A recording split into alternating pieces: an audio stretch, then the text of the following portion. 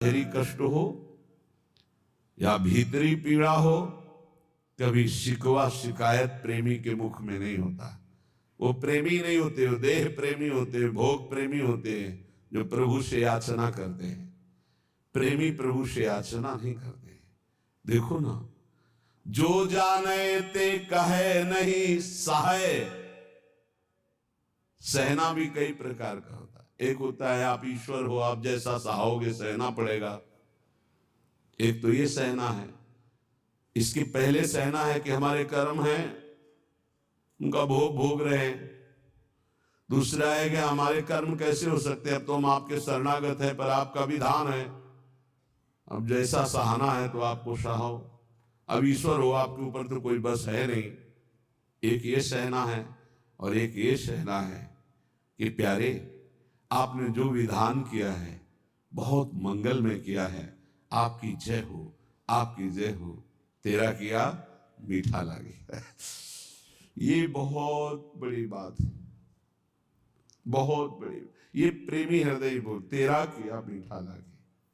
आपका ये विधान है ना, तो मुझे करोड़ों सुखों से बढ़कर भी वो दुख प्यारा है जिसमें आपका विधान है।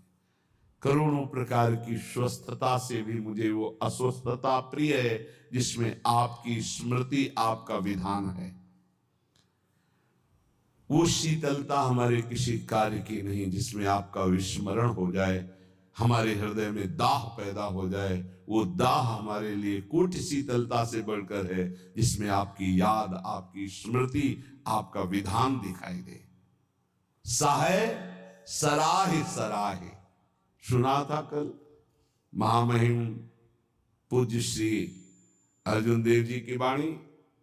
वाह गुरु का किया बड़ा मधुर होता है, बड़ा मधुर लग रहा है, तेरा किया मीठा लागे। और कैसा भयानक कष्ट शरीर में, कैसी प्रताड़ना दी जा रही थी, वो बड़े प्रेम से मुस्कुराते हुए से सह। ये है प्रेमी का हृदय, दूसरे की सामर्थ्य नहीं।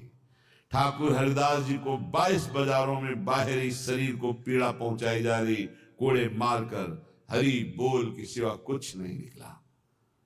एक बार भी आह नहीं कहा। बलिहारी है इन महापुरुषों के चरणों में। प्रहलाद जी को भीषण यातना दी गई, एक बार भी शिकायत नहीं की हरि से।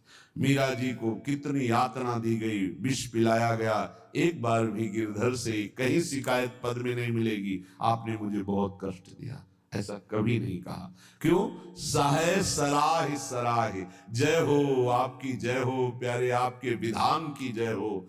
आप बड़े मंगलमय हो, बड़े सुखदाता हो। ये दुख जो है महान सुख देने वाला है। जी तो ही ऐसी चाहिए, सब ही की सहिले, घट घट में प्रभु रमि रहो, उत्तर का को देही। ऐ भक्त हृदय, प्रेमी हृदय, तुझे ऐसा चाहिए कि तुझे सबकी सह लेना चाहिए, किसी को उत्तर मत दो। कोई तुम्हें गाली दे रहा है, निंदा कर रहा है, अपमान कर रहा है, चुपचाप सह जाओ। क्यों? घट घट में मेरा प्रभु रमा हुआ है, वही मुझे पुष्ट करने के लिए ये अपमान, ये निरादर, ये निंदा आदि की लीलाएं कर रहा है। शांत भाव से सह जाओ, आप महान बन जाओगे। महान वही हुआ जो सह गया, जो सह नहीं गया वही टूट गया, वही विषयी हो जाता है। जी तो ही ऐसी चाहिए, सब ही की सहिले, घट घट में प्रभु रमि रहो, उत्तर का को दे। कितना सहूं, कितना सहूं, कब तक सहूं? तो बोले एक बार तो मरना ही है ना, मृत्यु तो एक बार आएगी ना, मरने तक सह लो। देखो, तन छुट बेलो हद है, सहिले मन धरि धीर। अरे धैर्यवान उपासक, बहुत शरीर ही छूट जाएगा, वो तो एक बार छोड़ना ही है, दो बार तो नहीं छोड़ना, और वो अपने नियत समय पे छूटेगा। चुपचाप सह लो।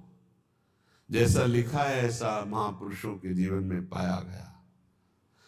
तन छुट बेलो हद है, सहिले मन धरि धीर, क्यों इतनी ममता करे, कोटिन छाड़े शरीर।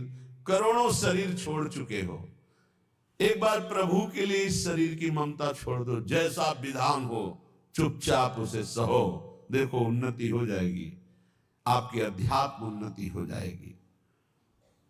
क्यों काहू को बावरो, अपनो दुख बताए। गांठ बांध लो, अपनी पीड़ा अपने हृदय की हमारे हृदयेश्वर प्रभु जानते हैं। किसी से भी मत कहो, किसी और के कहने से, वो खुद पीड़ा युक्त है, वो खुद प्रभु के आश्रित है, तुम भी प्रभु के आश्रित हो, क्यों किसी से कहते हो। बुरी सखी कितनी बढ़िया बात बता रहे, क्यों काहू को बावरे, अपनो दुख सुनाए। अगर वो बहुत वैष्णव है, भक्त है, तो वह ही हमें दुख पावई, तेरी पीर न जाए। तेरी पीड़ा तो नहीं मिट जाएगी ना, वो और दुखी हो जाएगा। अगर भक्त नहीं तो उपहास करेगा। रही मन मन की मन व्यथा, रखिए मन में गोए। ये सुनिठ लई है लोग सब, बांट न लई है कोई। इसलिए अंदर की बात अंदर ही रख के केवल प्रभु, केवल प्रभु। रे मूर्ख क्यों चतुर बने, अरुझत बारंबार। भलो भलो कई छाड़ी दे, बहुबातन व्यवहार। कभी कभी उपासक फंस जाता है कि हम दूसरे का कल्याण कर देंगे। अरे मूर्ख मत बन, बहुत प्रवीण है। अरे सब में प्रभु विराजमान है, चर्चा भी करनी है तो प्रभु के सुख के लिए, परमानंदमयी प्रभु की यश गान के लिए। स्वांता सुखाए तुलसी रघुनाथ गाथा, स्वांता सुखाए। हमें भगवान ने यश गाने का अवसर दिया है, हम दूसरे का कल्याण कर दे तेरी सामर्थ्य नहीं। कह रहे हैं रे मूर्ख, ए मूर्खता मत करना। क्यों चतुर बने, अरुझत बारंबार। इतनी बार समझाया, इसको समझ में नहीं आता, ऐसा वैसा, ये बहुत दुष्ट है, नीच है। भूल गए कि सामने शिष्य का नाटक करने वाला सिर्फ भगवान ही है, दूसरा कोई नहीं है। सबके अंतःकरण में घट घट व्यापी परमात्मा ही बैठा हुआ है। अय उपासक, भलो भलो कही छाड़ी दे, बहुबातन व्यवहार। ये चार लोग तुम्हें बहुत अच्छा कहें, ये व्यवहार में मत उतरो, व्यवहार छोड़ दो। हठ करी पक्ष न रोपिए, नहीं करिए उपदेश, सब सो नम नीचे रहो। ये बहुत बड़ी बात है, सब सो नम नीचे रहो, ये बहुत बड़ी बात है। अपना कहीं भी किसी भी तरह का अभिमान जागृत न हो, सब सोनम नीचे रहो, छाणी बलपन लेस। कोई अपने अंदर बड़प्पन लेस मात्र भी नहीं। अगर कोई अपना पक्ष विजयी हो रहा है कि हम जीत गए इनसे ज्ञान, मौन हो जाओ, हारे को हरि नाम, चुपचाप नाम जप करो, अपना पक्ष रोपिए मत। सब में प्रभु विराजमान है। सब सोनम नीचे रहो, छाणी बड़प्पन लेस। सब ज्ञानी सब ही चतुर, उर्पेरक हित चंद। काहे करे सो सब भली, तू न बोल मति मंद। ऐ उपासक, यदि भगवत प्रेम प्राप्त करना चाहता है तो ऐसा मान, सब ज्ञानी सब चतुर है, सबको भगवान प्रेरित करते हैं। जो जैसे चल रहा है बढ़िया है, किसी की निंदा नहीं, किसी का अपमान नहीं, किसी का दोष दर्शन नहीं। तू बोल मत, किसी की निंदा मत कर, धैर्य पूर्वक केवल अपने भजन में रहे, फिर तेरे अंदर प्रेम प्रकाशित होगा। कठिन पीर है प्रेम की, बिरला जाने ताहि, और जे जाने ते कहे नहीं, सहे सराही सराही। प्रेम ये जानने में आने वाला विषय नहीं, इसीलिए कभी अनुभव नहीं होता कि मैं प्रेमी हूं, मेरे में प्रेम बढ़ रहा है। अगर ऐसा अनुभव तो अहंकार बढ़ रहा है, प्रेम नहीं। कभी ज्ञानी को ये ज्ञान नहीं होता कि मैं परम ज्ञानी हूं, मैं पूर्ण बोधवान हूं। कभी नहीं होता। और मैं अज्ञानी हूं, मुझे बोध नहीं, ऐसा भी नहीं होता। ना वो ये बोल सकता है कि मुझे पूर्ण बोध हो चुका है, क्योंकि ये किसको बोध हो रहा है? अहंकार को। और ये भी नहीं कहा जा सकता कि मैं अधूरा हूं। ना अधूरा ना पूरा, वही सच्चा पूरा। वैदिक सिद्धांत की बात। ऐसे ही प्रेम में कभी पूर्णिमा नहीं होती। प्रेम सदा बढ़िबो करे प्रतिक्षण वर्धमानम, जीव शशि कला सुबेश। सच माने चंद्रमा जैसी अपनी कलाओं से बढ़ता रहता है। पर या में पूनो नहीं ताते कबहू न शेष। इसमें कभी पूर्णिमा नहीं होती प्रेम में, ये बढ़ता ही चला जाता है। अब प्रेमी को ये अनुभव नहीं होता कि मेरे में प्रेम है। अगर अनुभव होता है तो अभी अहंकार शेष है, वो अत्यंत दैन्य रहता है, उसको अपने अंदर प्रेम की कमी दिखाई देती है, वो रोता है प्रेम के लिए। जब उपासक अपने आराध्य देव के निरंतर चिंतन में चित्त को डुबोता है, संसार से पूर्ण रूप से उदासीन हो जाता है, तब उसके अंदर की विशुद्ध प्रेम वृत्ति, ममतामयी वृत्ति अपने आराध्य देव में लगती, तभी ये दिव्यता आध्यात्मिक उसमें जागृत होती है।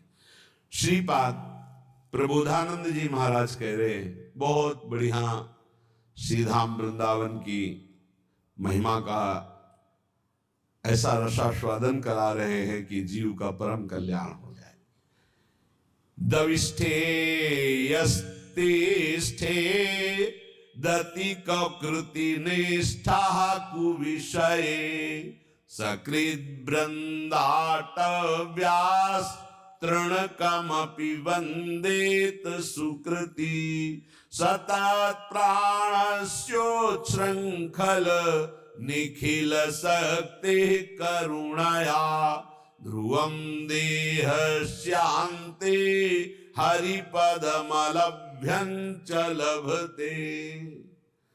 ध्रुवम सत्य, देहस्यान्ते शरीर पूरा होने के बाद हरिपद मलभ्यं च लभते, अलभ्य लाभ हरिपद परम पद की उसे प्राप्ति होती शरीर छूटने के बाद। किसको? बोले दविष्ठे यस्तिष्ठे दति कुकृति निष्ठा कुविषय। कुकृति निष्ठा, गंदे आचरण करने वाला निष्ठा पूर्वक, मतलब महापापी।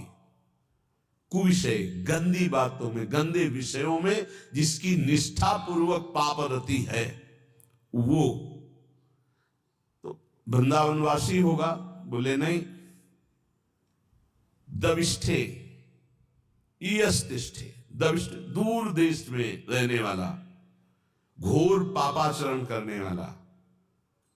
कुकृति निष्ठा, निष्ठा पूर्वक कुकृति, गंदा आचरण करने वाला। जैसे ईश्वमय आराधना, उसका जीवन ही ऐसा है, गंदे आचरणों का निष्ठा पूर्वक आचरण करना, तो महापापी।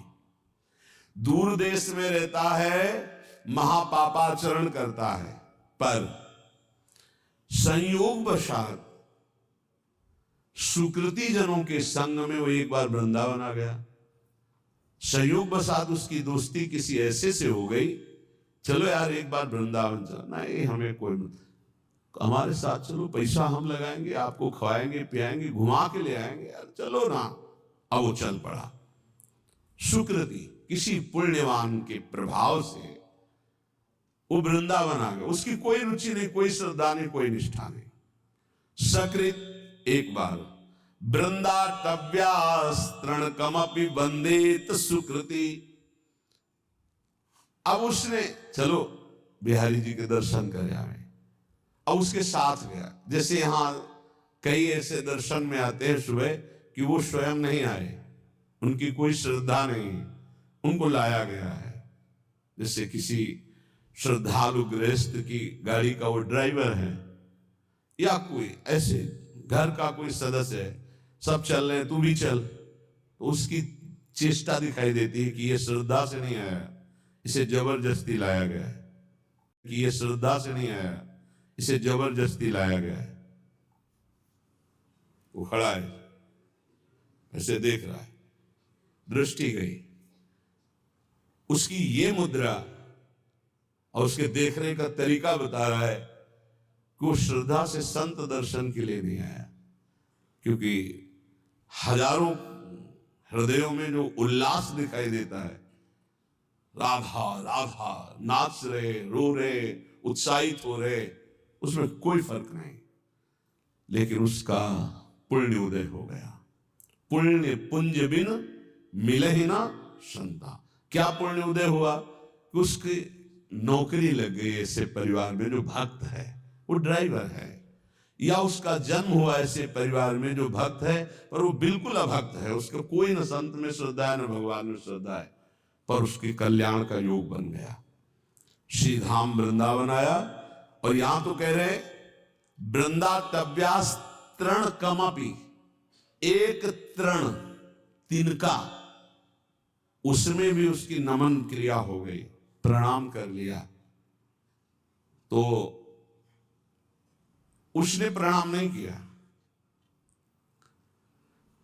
कईयों को देखा कि जो दृष्टि में दृष्टि मिला के उनको अपने आप ऐसे वो यंत्रवत ऐसे होना पड़ेगा तुम्हें, और जिनकी उपेक्षा कर दी गई, मंगल ही होगा तुम्हारा, आए हो किसी भी भाव से खड़े हो, तुम्हारा मंगल ही होगा।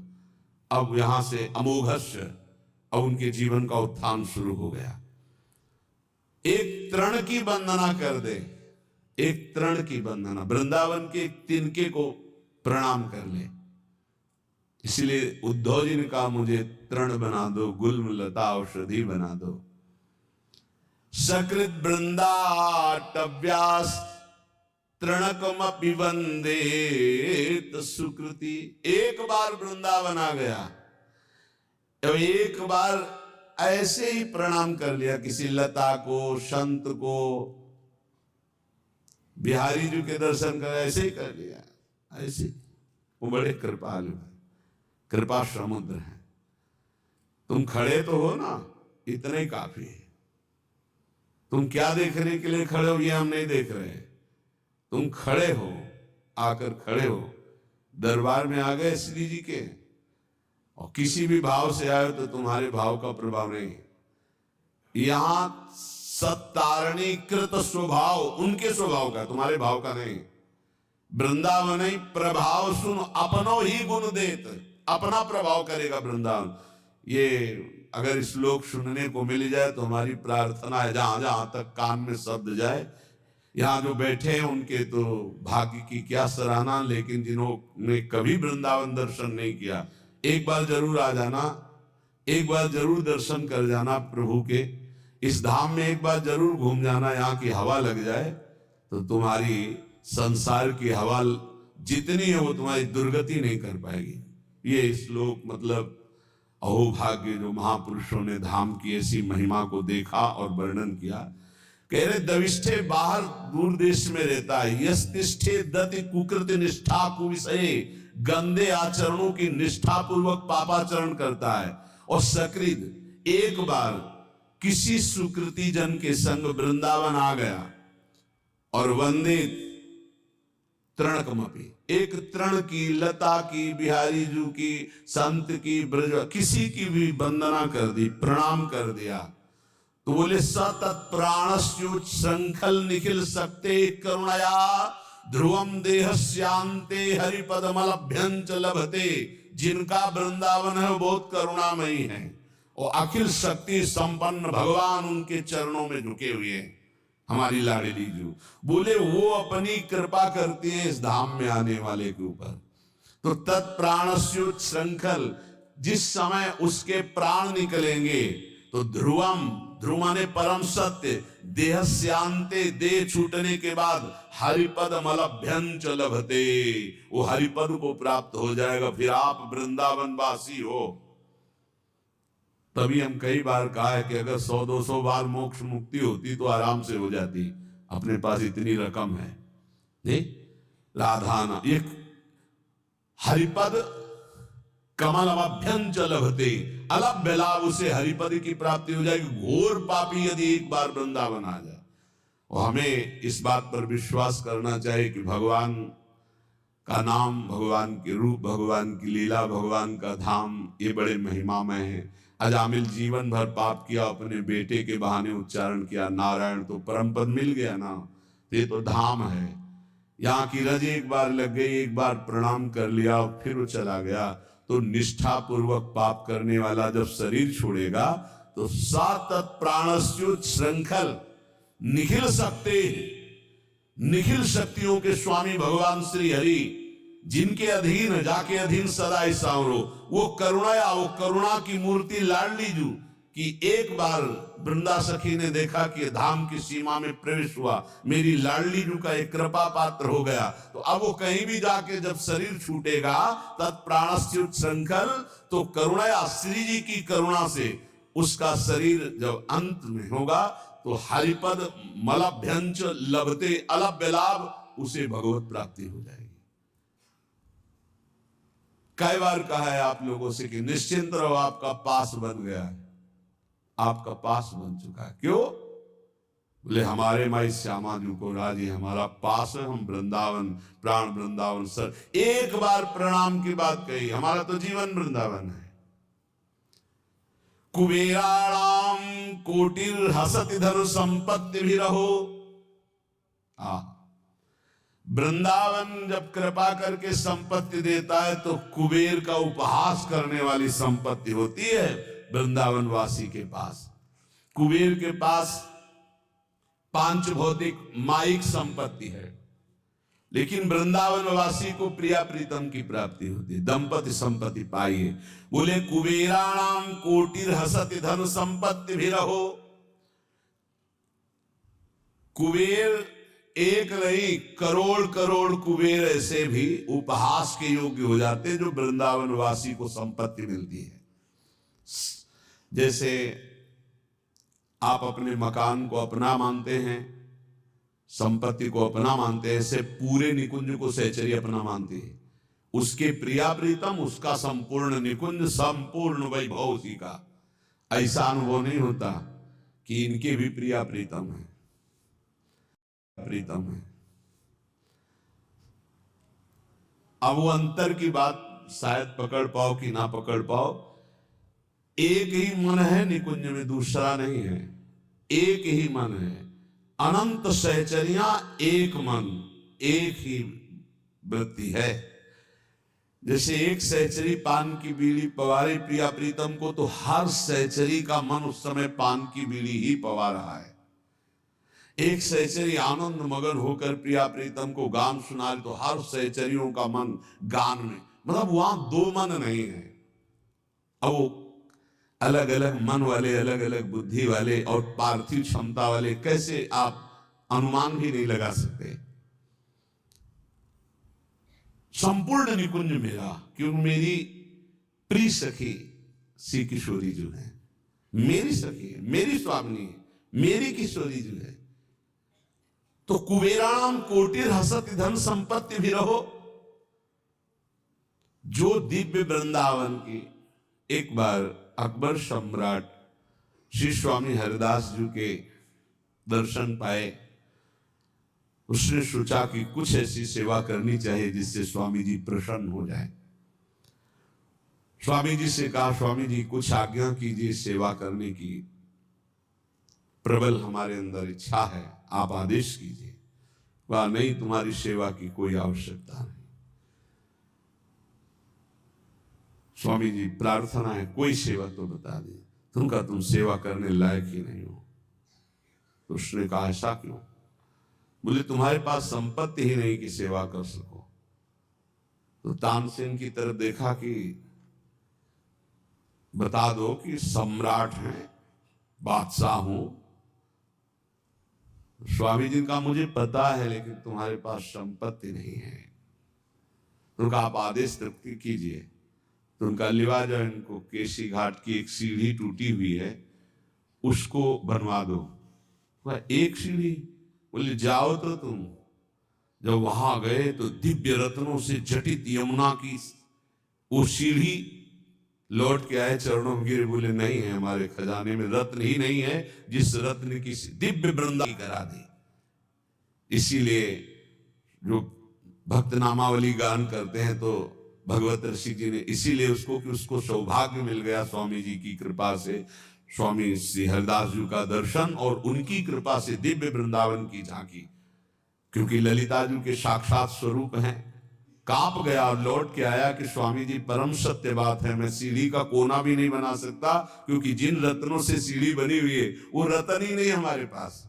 तो क्या कह रहे, कुबेराणाम कोटिल हसति धन संपत्ति भी रहो। जो वृंदावन वासी श्यामा श्याम के उपासी को वैभव मिलता है, करोड़ों कुबेरों का उपहास करने वाला वैभव होता है, अर्थात करोड़ों कुबेर भी उसकी समानता नहीं कर सकते। तिरस्कुर्याद्वर्यानपि सुरगुरुन् बुद्धि विभवई। जो वृंदावन उपासी है उसको ऐसी बुद्धि प्राप्त होती कि बृहस्पति जी का उपहास हो जाए। बृहस्पति जी की भी क्षमता नहीं, जो वृंदावन वासी की बुद्धि में प्रवीणता आती। क्या प्रवीणता आती? बृहस्पति जी देवगुरु हैं, लेकिन वो वहां से ये नहीं देख सकते कि प्रिया प्रीतम के मन में क्या चल रहा है। और वृंदावन वासी राधा उपासी मन मन की रुचि जानी नेह विधि अनुसरे। प्रिया प्रीतम के मन में क्या चल रहा है जानकर प्रिया प्रीतम की प्रेम पूर्वक सेवा करते हैं।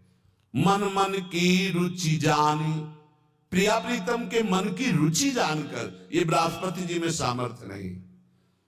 प्रिया प्रीतम को कैसे सुख पहुंचाना है ये बृहस्पति जी की बुद्धि। संपूर्ण बृहस्पति जी का ज्ञान उद्धव जी को प्राप्त है। बृहस्पति जी गुरु हैं उद्धव जी के, लेकिन उद्धव जी जब वृंदावन में आए तो अपने को ज्ञानहीन पाया।